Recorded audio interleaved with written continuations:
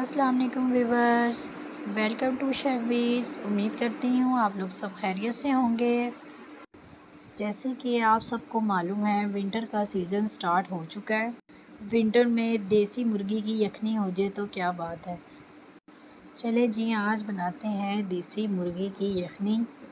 लेकिन उससे पहले जल्दी से सब्सक्राइब बटन दबा दें और बेल आइकन को क्लिक कर दें। अब हम बनाना शुरू करते हैं देसी मुर्गी की यखनी। ये हमारा किलो के करीब देसी मुर्गी है। ये देखिए, इसको हमने अच्छी तरह धो लिया है। ये हमारी चीज़ें जो हमने इसमें डालनी है यखनी में।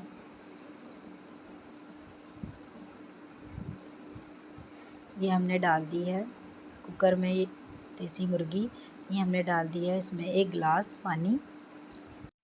अब इसमें डालेंगे 1 टेबलस्पून साबुत धनिया, 1 टेबलस्पून पिसा हुआ पाउडर गरम मसाले का, 1 टेबलस्पून सौंफ डाली है हमने, 2 टेबलस्पून हमने लहसुन अदरक के पेस्ट के डाले हैं और हमने स्मॉल प्याज ली है इसमें, और 1 टेबलस्पून नमक डालेंगे हम,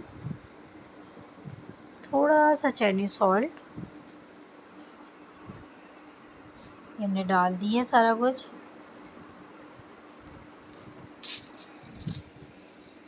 और हमने 1 गिलास पानी और डाला है और इसको कुकर को हम आधे घंटे के लिए बिल्कुल बंद कर देंगे। क्यों, देसी मुर्गी बहुत लेट गलती है, थोड़ा टाइम लेती है। पूरे आधे घंटे के लिए आपने कुकर बंद कर देना है। हमारा आधा घंटा हो चुका है। हम वेट हटा दिया है, जो उसकी स्टीम है वो अच्छी तरह बाहर निकल जाए, फिर हम कुकर खोलेंगे।